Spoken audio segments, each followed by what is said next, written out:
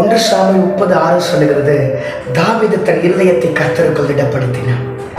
கல்லறியும்படி சில மனிதர்கள், தாவீதோடு கூட இருந்தவர்கள், புரிந்து கொண்டவர்கள், அவர்களுக்கு உண்டான ஒரு இழப்பை நிமித்தம், அதே இழப்பு தான் தாவீதுக்கும் உண்டாயிருக்கு. அவனோடு கூட இருந்தவர்கள் ஒரு இழப்பை சந்திக்கிறாங்க, ஒரு துக்கத்தை சந்திக்கிறாங்க. ஒரு வேறு தேசத்தார், பெலிஸ்தியர்கள் தன் எல்லைகளுக்குள் வந்து எல்லாத்தையும் எடுத்துக்கொண்டு தேசத்தை, பட்டணத்தை தீக்கிரையாக்கி விட்டு கடந்து போய்விட்டாங்க. இழப்புலதான், இதே வழியில தான் தாவீதும் இருக்கிறார். ஆனா இழப்புகளை ஏற்றுக்கொண்ட ஜனங்கள் தாவீதை கல்லறியும்படி கல்லெடுக்கிறாங்க. புரிந்து கொண்டவர்களே, அவன் கூட இருந்தவங்களே, அவனை நல்லா அறிந்து கொண்டவர்களே ஒரு காலகட்டத்தில் தாவீதுக்கு விரோதமாய் மாறுகிறார்கள்.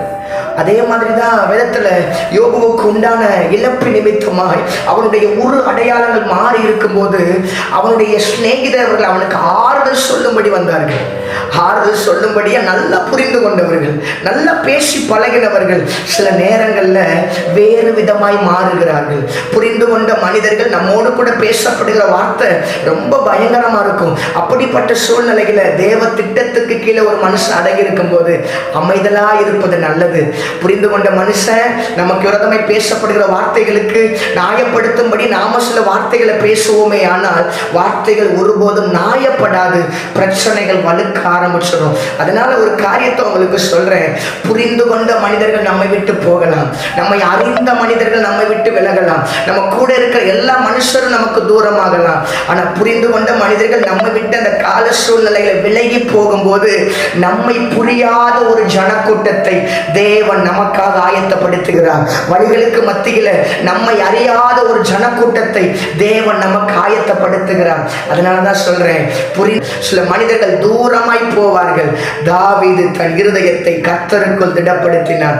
இந்த வார்த்தை அழகா சொல்லுது, கர்த்தர் வந்து அவனை திடப்படுத்தவில்லை, கர்த்தருக்குள் அவன் தன் இருதயத்தை திடப்படுத்தினான். தேவ திட்டத்துல சில யுத்த காலங்களும் சில சமாதான காலங்களும் நம்முடைய வாழ்க்கையில மாறி மாறி வரும். யுத்த காலத்துல தான் சில சிநேகிதர்களும் பகைங்கனாய் மாறுவார்கள். சமாதானம் உள்ள மனுஷர்கள் கூட நமக்கு விரோதிகளாய் மாறுவார்கள். ஆனா ஒரு சமாதான காலத்தை தேவன் வைத்திருக்காரு பார்த்தீங்களா, அதுலதான் அறியாத ஜனம், பகைங்கர்கள் கூட சிநேகிதனை மாறுகிற ஒரு காலமாய் மாறும். கர்த்தர் உங்களுக்காக சில வார்த்தைகளை கொடுத்திருப்பாரே, ஆனால் அந்த வார்த்தையை சொல்லி கர்த்தருக்குள் திடப்பட ஆரம்பிங்க. கர்த்தர் எனக்காக யாவையும் செய்து முடிப்பார், தேவரின் சகலத்தையும் செய்ய வல்லவர்.